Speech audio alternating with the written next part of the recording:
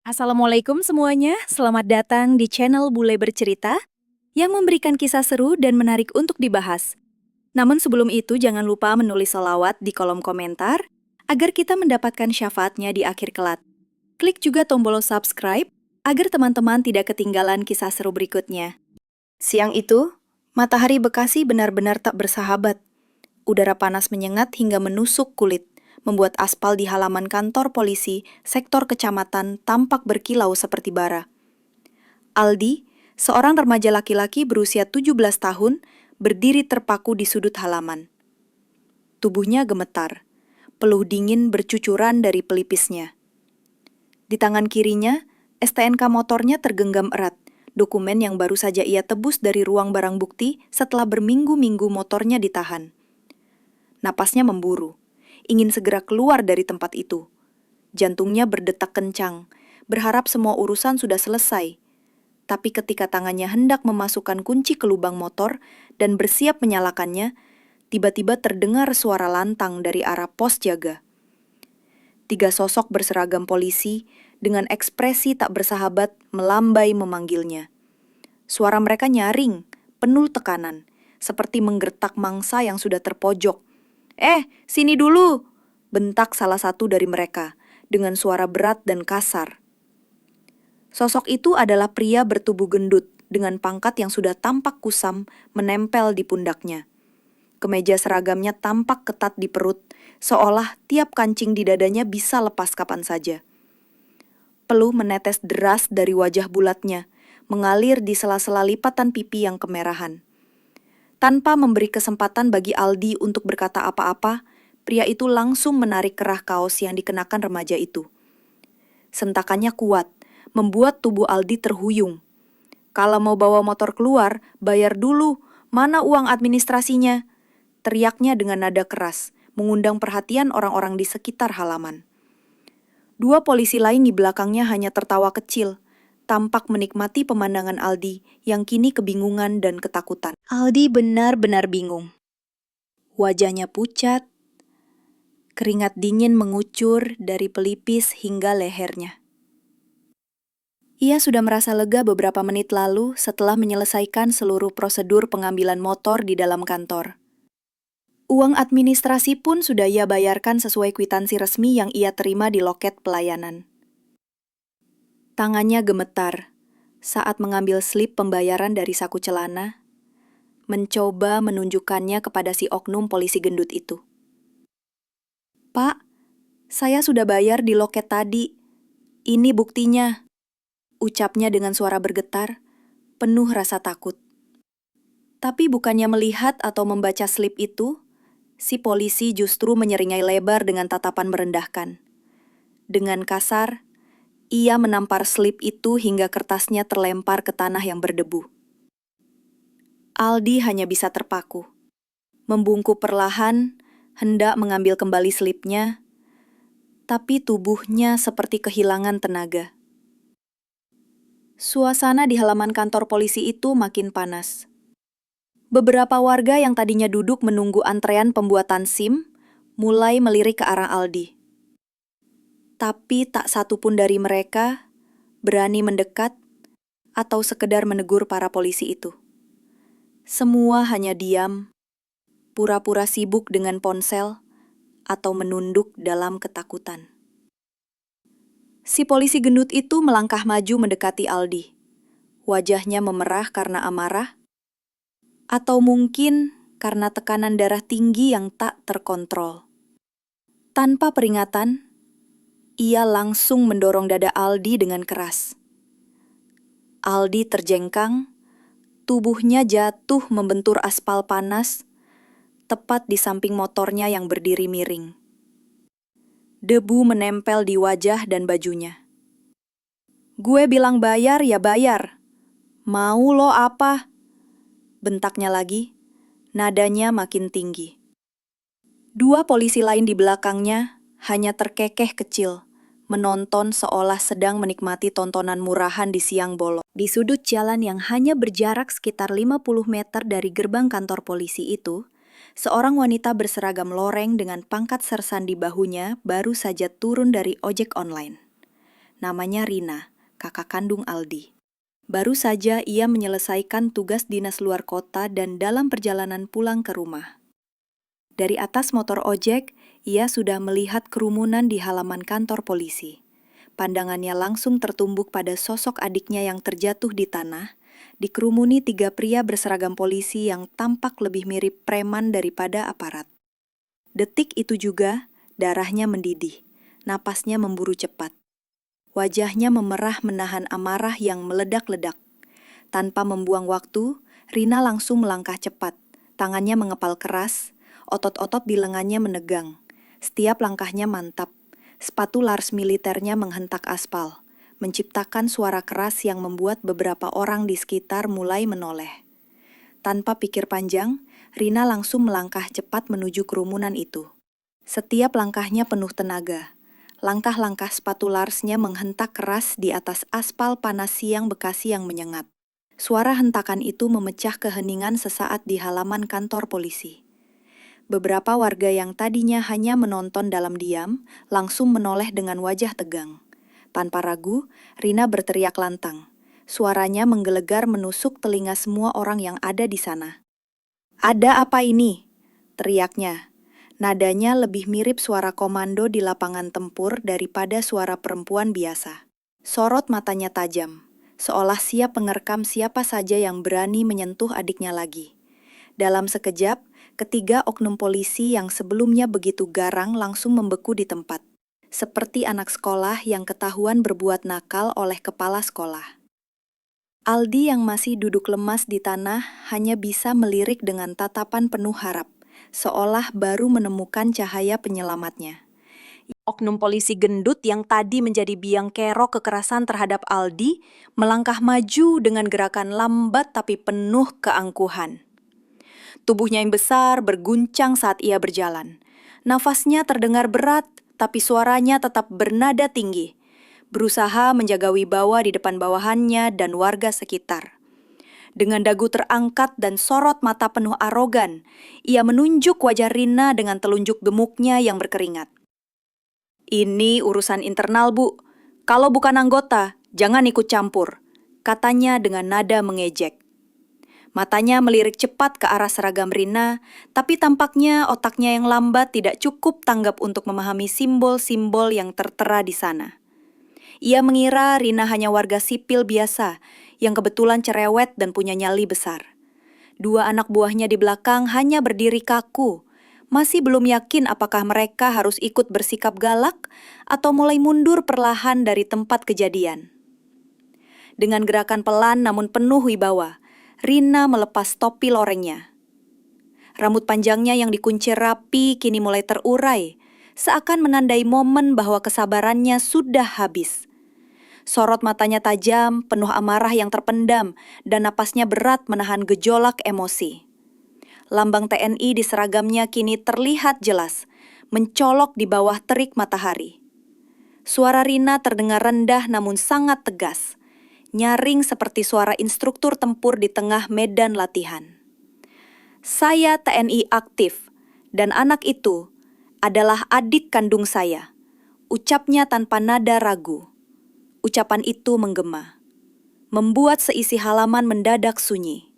Tak ada satupun yang berani bersuara. Bahkan suara jangkrik pun seolah lenyap di telan atmosfer mencekam yang tiba-tiba menggantung di udara. Oknum polisi gendut itu sempat membuka mulut, tapi tak ada sepatah kata pun yang keluar. Tanpa memberi waktu bagi si polisi gendut untuk sekadar berpikir atau merespons, Rina langsung bergerak cepat. Tubuhnya meluncur maju, seperti peluru yang ditembakkan dari senapan. Dengan kepalan tangan yang kuat, ia menghantam rahang pria itu dengan pukulan telak, sekuat tenaga, mengerahkan seluruh amarah yang sudah mendidih sejak tadi. Dentuman keras terdengar jelas, diikuti bunyi tulang beradu. Tubuh besar itu terhuyung mundur tanpa daya, jatuh menghantam tiang besi pos jaga di belakangnya dengan suara berdentang. Kepala si oknum terhantam sisi tiang, membuatnya tergeletak tak berdaya di tanah. Mulutnya terbuka, darah segar mulai merembes dari sudut bibirnya. Orang-orang yang menyaksikan insiden itu mendadak menahan napas. Beberapa ada yang refleks menutup mulutnya karena kaget. Sementara yang lain langsung mengeluarkan ponsel dan mulai merekam dengan wajah penuh keterkejutan. Dua polisi lain yang tadinya ikut mengerubungi Aldi, kini terpaku di tempat. Wajah mereka pucat, tangan mereka gemetar tak tahu harus berbuat apa. Salah satu dari mereka, dengan gerakan panik dan refleks, mencoba meraih HT di pinggangnya, berniat meminta bantuan dari dalam kantor. Tapi Rina yang sudah terbiasa menghadapi gerakan cepat di medan latihan, dengan sigap langsung melompat ke arahnya. Tangannya mencengkeram kuat pergelangan tangan pria itu. Lalu, dengan teknik dasar bela diri militer, ia melintirnya ke belakang hingga pria itu meringis kesakitan, hampir menjerit. HT itu terlepas dari genggamannya dan jatuh ke tanah. Polisi satunya lagi hanya berdiri terpaku, matanya membelalak, tak berani bergerak sedikit pun. Suasana di halaman kantor polisi itu berubah dari tegang menjadi sangat mencekam. Tak ada satupun yang berani mendekat ke Rina. Aldi hanya bisa terdiam. Masih tak percaya kakaknya bisa secepat itu mengubah keadaan. Orang-orang yang sejak awal hanya duduk diam, pura-pura tidak melihat, kini mulai bereaksi. Bisik-bisik kecil terdengar di sudut-sudut halaman kantor polisi. Beberapa warga yang sebelumnya hanya melirik, kini sudah berani mengeluarkan ponsel mereka, merekam setiap detik kejadian tanpa melewatkan satu detail pun. Jari-jari mereka bergerak cepat, menekan tombol perekam seolah tahu bahwa video ini bisa viral kapan saja. Di sudut ruangan tunggu, seorang ibu-ibu yang tadinya tengah sibuk mengisi formulir pengajuan SIM, tiba-tiba menutup mulutnya rapat-rapat, matanya membelalak tak percaya dengan pemandangan yang baru saja ia saksikan. Wajahnya pucat, tapi ada kilatan kagum di sorot matanya. Seorang wanita TNI, sendirian, melibas 3 oknum polisi di halaman kantor polisi di siang bolong di depan umum. Bagi sebagian warga, kejadian seperti ini hanya ada di film. Tapi kini, mereka melihatnya langsung di depan mata. Di tengah sorotan kamera dan tatapan warga, si polisi gendut yang sejak tadi jadi pusat masalah itu mulai menggerakkan tubuhnya dengan susah payah. Tangannya gemetar, mencoba menopang tubuhnya sendiri. Wajahnya merah padam, bercampur darah yang masih mengalir dari sudut bibirnya. Dengan napas memburu, ia mencoba bangkit berdiri. Lututnya bergetar hebat, seperti tak kuat menopang bobot tubuhnya yang besar. Tapi sebelum ia sempat berdiri penuh, tiba-tiba Rina melangkah cepat ke arahnya. Tanpa ragu, ia mengayunkan kakinya dengan tenaga penuh, menghantam dada pria itu dengan tendangan lurus yang begitu kuat. Hantaman itu membuat tubuh besar itu terlempar kembali, menghantam dinding semen pos jaga. Dentuman keras terdengar, diikuti napas megap-megap dari mulut si oknum yang kini terkulai lemas. Dadanya naik turun cepat, suaranya parau, seperti orang yang hampir kehabisan udara. Dengan tubuh masih penuh amarah, Rina berdiri tegak di tengah halaman, seolah menguasai seluruh medan. Matanya menyapu satu persatu wajah polisi yang ada di sana, termasuk 2 anak buah si gendut yang kini berdiri kaku dengan wajah pucat pasi. Tangan Rina gemetar menahan emosi, tapi suaranya keluar lantang, menggema di seluruh halaman kantor polisi. "Bikin malu institusi negara aja kalian!" teriaknya, nada suaranya tajam dan menusuk. Ia menunjuk wajah satu persatu dari mereka dengan telunjuk lurus tanpa gentar. "Ngaku polisi, tapi kelakuan kalian kayak preman pasar. Cuma berani malak rakyat kecil. Lihat tuh, anak saya digituin di depan mata saya," teriaknya lagi, sengaja mempermalukan mereka di depan umum. Suasana benar-benar mencekam. Tak ada satupun polisi lain yang berani bergerak mendekat. Beberapa warga bahkan terdengar bertepuk tangan pelan, seolah memberikan dukungan diam-diam. Dari dalam gedung utama, seorang perwira polisi akhirnya muncul tergesa-gesa. Wajahnya tampak pucat dan berkeringat.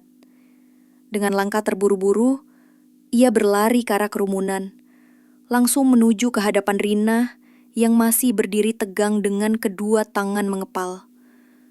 Napas perwira itu tersengal-sengal, ekspresinya penuh kepanikan. Ia jelas menyadari betapa gawatnya situasi ini jika tidak segera diredam.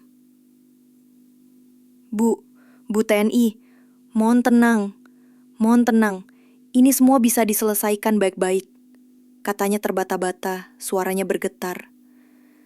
Ia mencoba membungkuk sedikit, menunjukkan gestur menghormati sambil terus melirik ke arah warga yang masih merekam.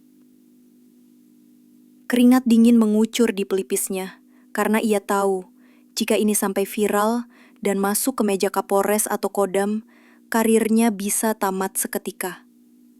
Beberapa polisi lain dari dalam kantor mulai berdatangan, tapi mereka semua hanya berdiri di kejauhan, tak berani mendekat.